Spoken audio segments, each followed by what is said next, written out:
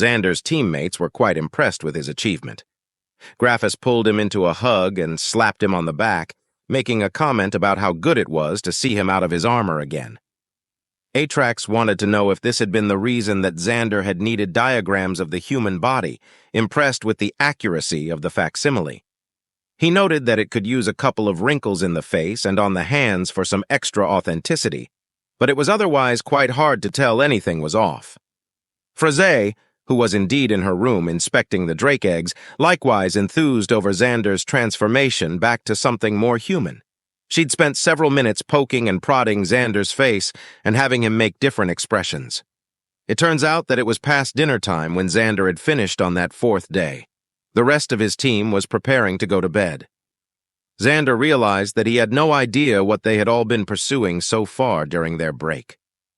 Sliding into bed, the first time he'd done so since he'd begun working on his new body, and wearing his tan undershirt and a pair of boxers, he decided to change that. He turned to Gabrielle and asked, "What have you been up to since I locked myself away?" Gabrielle, for her part, was still readjusting to Xander's new form.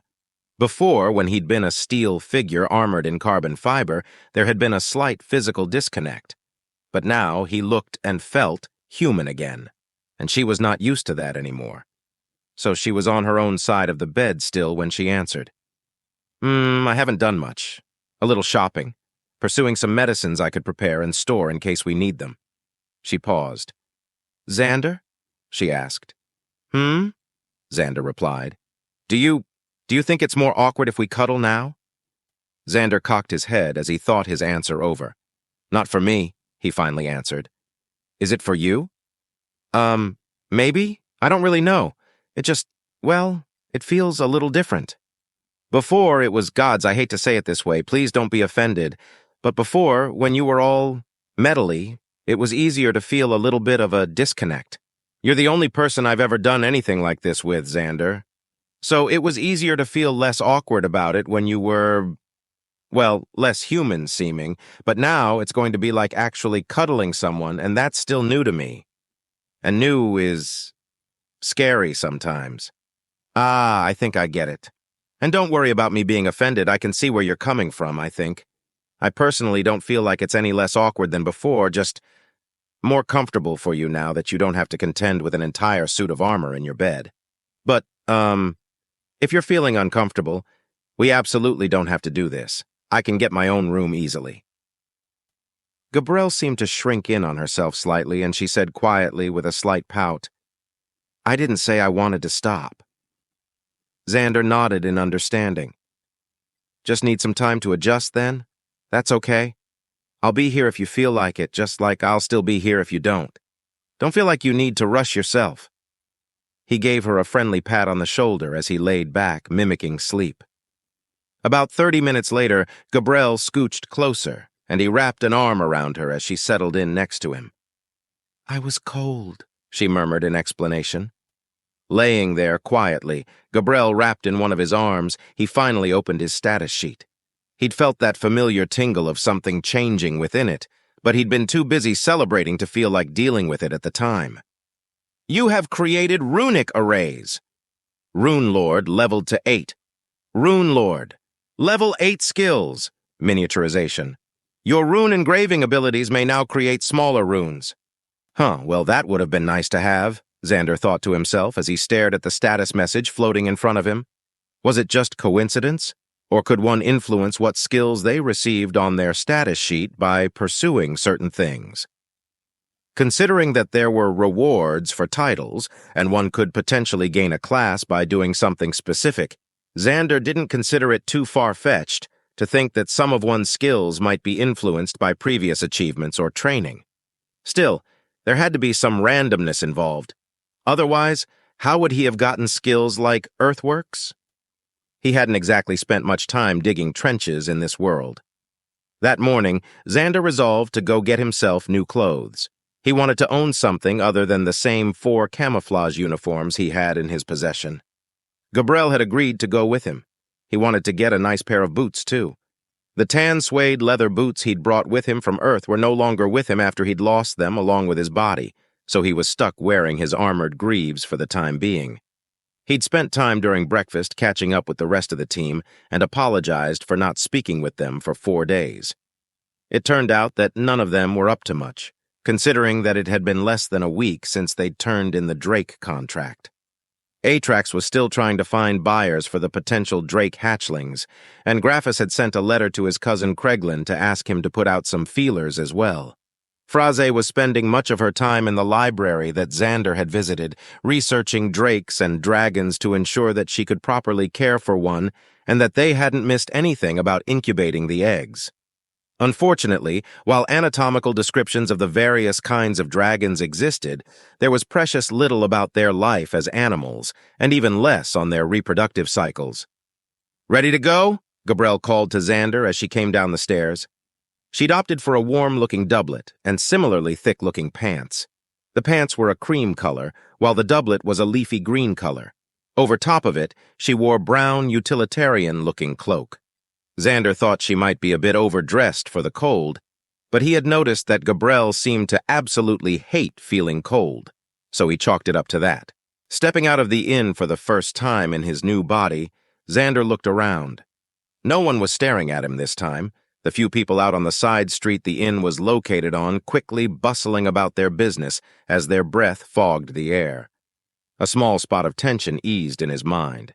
He looked right, then left, and asked Gabrielle, "Which way?" I suppose that depends on what kind of clothes you're looking for. Do you have any ideas at all?" Well, I like simple. I don't want to dress up like the nobles we saw in Anlet. They looked like some kind of tropical bird. Greens, browns, dark reds, black and gray. Those were the colors I often found myself wearing back home. Earthy tones for the most part, I suppose. Sturdy would be a plus, too. I don't hate how these fit, he said, gesturing to his uniform. But I'm getting a little bit tired of the pattern. I'm not exactly trying to blend into the woods here, and I feel like it makes me stand out having a pattern like this in a city. Gabrielle nodded thoughtfully. I think I know a shop. Fraze's been there before, and I've bought a couple of things myself. They cater to mercenaries, woodsmen, soldiers, the kind of people who tend to like the sturdy utilitarian clothes you described. "It's this way," she said, indicating her right, and began walking. Xander trotted to catch up and followed along, looking at the various shops and shop windows they passed. There were a surprising amount of shops in the city, but he supposed that made sense considering the amount of goods and, presumably, people that flowed through the town due to its positioning on land and sea trading routes. They passed smiths of all sorts, from shops ranging from cutlery to battle axes and all the way back down to delicate jewelry. Clothing stores, tailors, and seamstresses abounded, displaying bolts of cloth and outfits proudly in their windows. He took note of a few alchemy shops as well. They might have interesting products he could look into after he got some outfits. Gabrielle led him to a shop that had a stone ground floor and then 2 wooden floors on top of it. A sign hanging out from the stone wall read, "Brack's Clothier Shop. High skill, high level." "This is it," she said to Xander. She gestured towards the door for him to enter first, and followed behind him. Inside, the building was paneled with well-worn wood, matching the well-trod wooden floors. Shelves contained various bolts of cloth, and there were many different pieces of clothing hanging from the walls or on their own stands. A few were even dangling from the beams of the ceiling.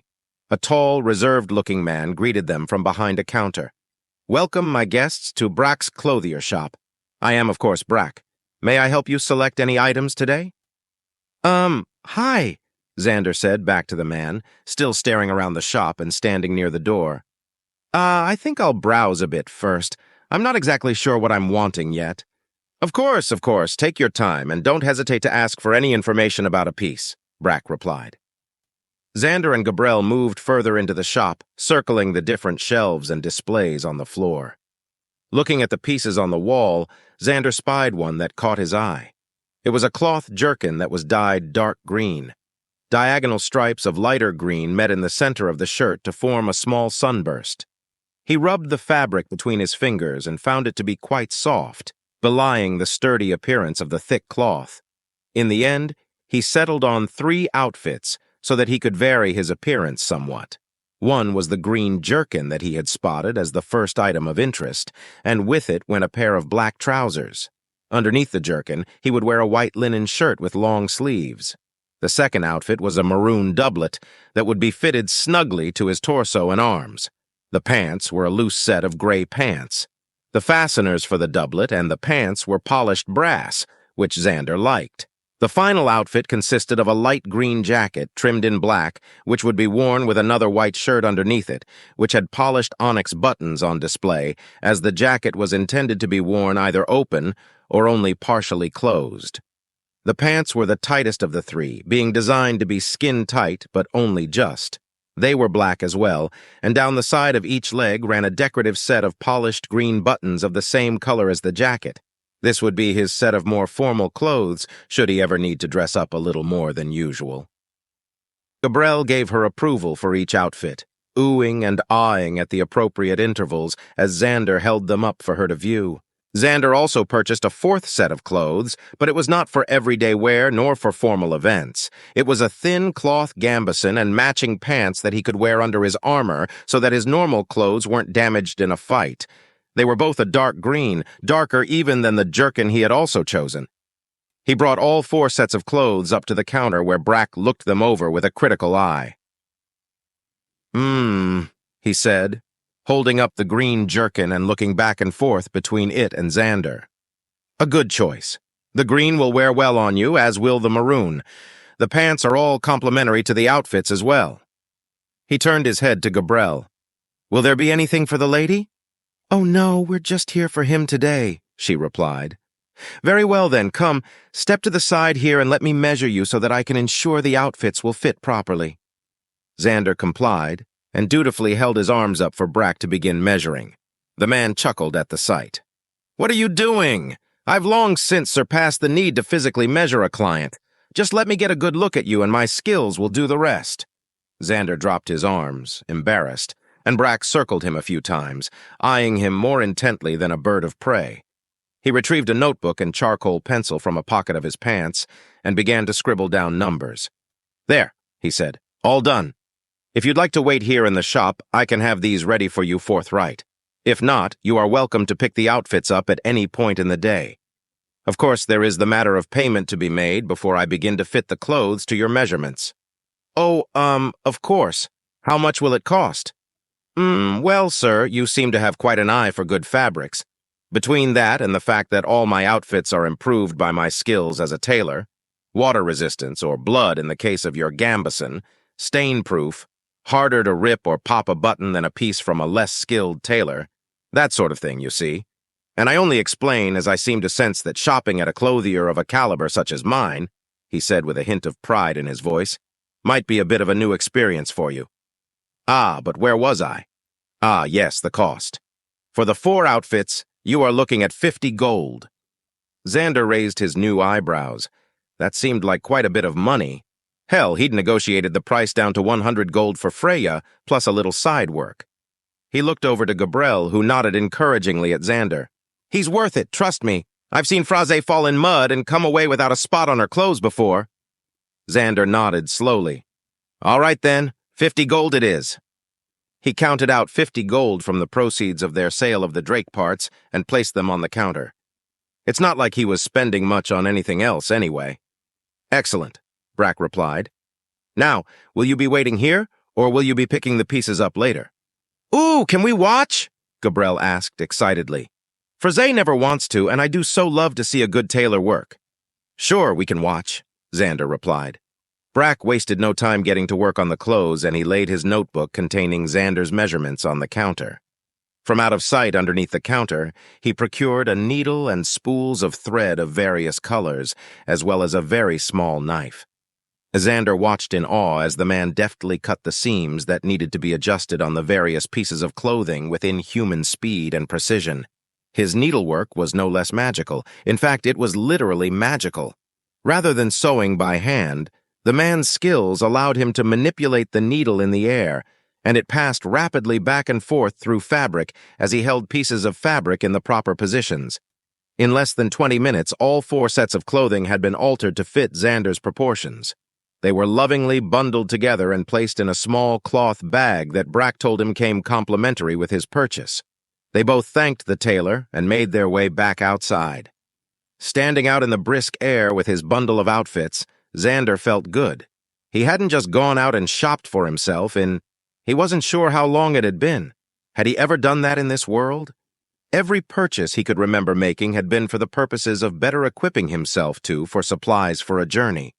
Looking over to Gabrielle, who was raising her hood to shield her from the slight wind that was blowing, he asked, "Boots? Oh yes, I suppose you do need a pair of boots or two. Probably two, I'd say. One for your everyday and one to wear with that nicer outfit." "That makes sense. Know a good place?" "We could go to the shop I got my last pair at. They've got men's and women's boots." "Sounds good. Lead the way." The cobbler's shop that Gabrielle had mentioned was not far from their location, only a few minutes' walk. It would seem that this area contained a cluster of high-quality shops catering to mercenary clientele. Now that he thought about it, they weren't very far from the guild hall, so the shop's location made more sense to him now. Arriving at a shop that proclaimed itself at Dustral's Cordwainery. A window at the front of the wooden shop showed several pairs of boots on display, from boots for a rugged woodsman to fine, polished leather dress shoes. This shop was somewhat busier than Brack's had been, though that was a low bar. Brack's had been empty at the time, and there were only two other people, not counting the shopkeep, in the shop. The store owner was a dwarf, and he wore a leather apron over a simple, sturdy-looking linen shirt and plain brown trousers. The most notable piece of clothing he was wearing were a pair of boots which came up past his knees and were covered in small leather cinches, the fine work of his craftsmanship on display. "Welcome! Welcome!" the dwarf called out to them as they entered. He was currently occupied answering questions and making suggestions to the other pair of customers in the shop, so Xander, followed by Gabrielle, took the opportunity to browse. The left half of the shop appeared to be dedicated to shoes designed for women, from small, decorative shoes that a noble or wealthy merchant might wear to full-size pairs of boots that were suitable to go into battle with. The right half was for men, and ran a similar gamut ranging from decorative to functional. Xander wandered through the rows of shelving containing boots of various sizes, taking note of a few pairs of boots that seemed to look sturdy but comfortable, as well as a set of polished black knee-length boots that he thought would look good with his formal outfit. As Xander continued to browse, the dwarven shopkeeper finished with his other set of customers and made his way over to Xander and Gabrielle.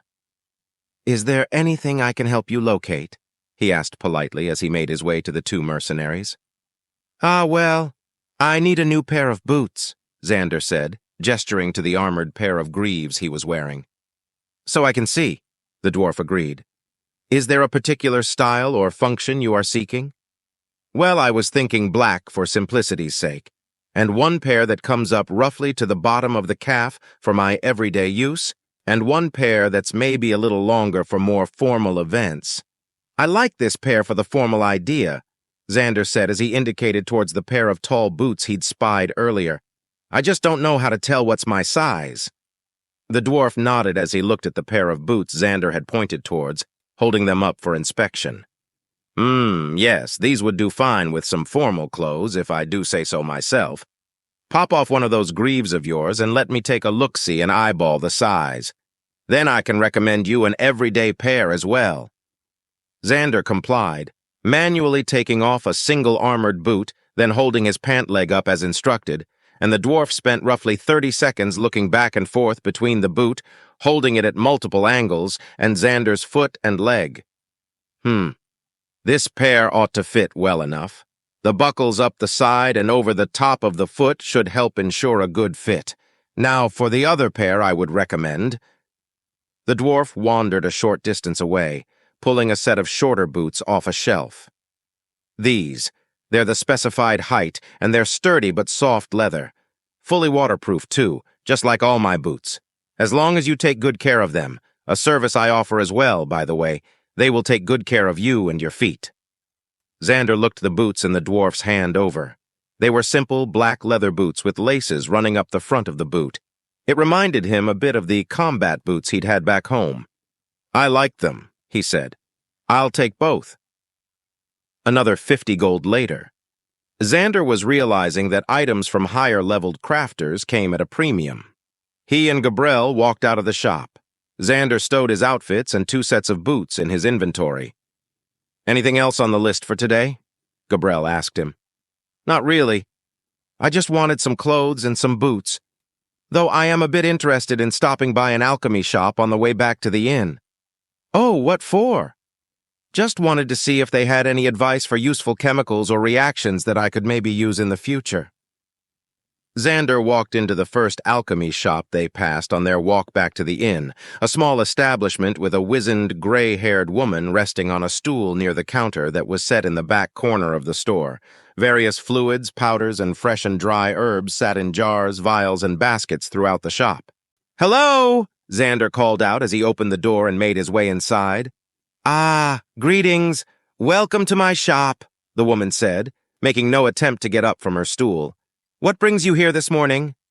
"Well, I was wondering if you had any components or recipes for, well, interesting reactions, I suppose." "Interesting? That's quite broad, especially as I consider most alchemical interactions to be interesting, young man." "Sorry, I suppose that was vague," Xander said. Gabriel had wandered off, looking at the shop's selection of herbs while Xander spoke to the owner.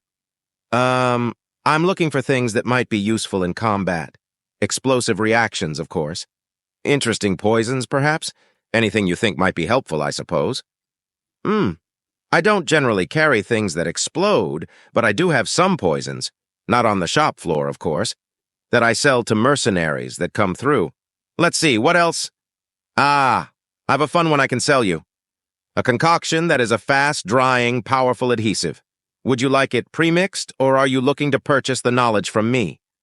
I'd like the recipe, please. And I'll also want to purchase the required reagents. What kind of poisons do you happen to have?"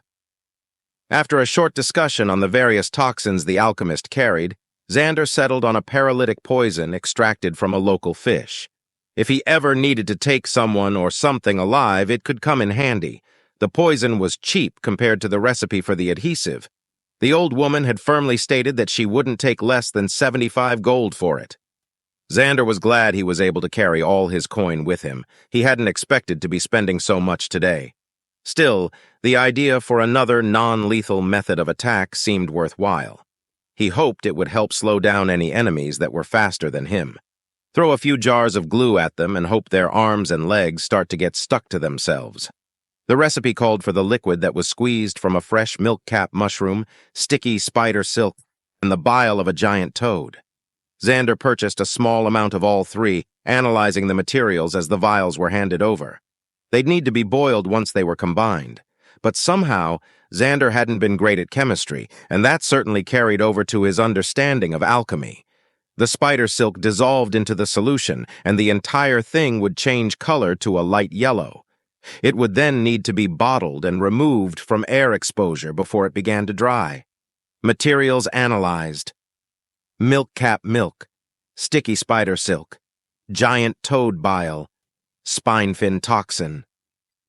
After giving his thanks and coin to the alchemist, Xander and Gabriel made their way back to the inn. Xander stepped into the room while Gabriel politely waited outside so that he could change into one of his outfits. He chose the green jerkin, white linen shirt, and black pants.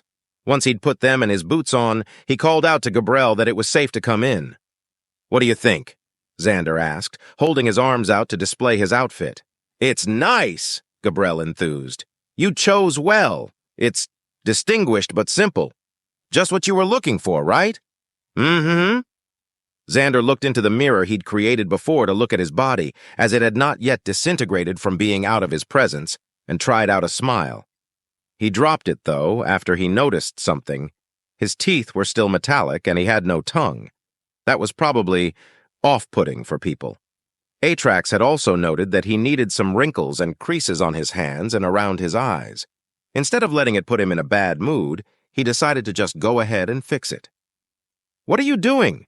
Gabriel asked, looking at him curiously as he peeled his lips back to look at his teeth in the mirror. Giving myself better teeth. I guess I looked a bit odd from an outside perspective." "I suppose that makes sense. And a tongue. It's probably weird for people if I open my mouth and they don't see a tongue in there. Huh. I hadn't noticed, but you're probably right. The teeth were simple, as Xander simply gave the dragon scale teeth he'd created a light coating of the drake tooth material he'd analyzed before, giving himself a more natural tooth color and texture. The tongue, however, he took a bit more time on. He wanted to be able to move it, mostly just so he could stick his tongue out at people. He created a silicone tongue, once again willing the color to change, this time to the pinkish red of a tongue. Inside were the same beads he'd used to mimic muscles in his face, which would let him move it about. Xander attached the tongue to the inside of his mouth, glad that it did not obscure the runes he had set up for sound, and turned to Gabrielle and stuck his tongue out at her.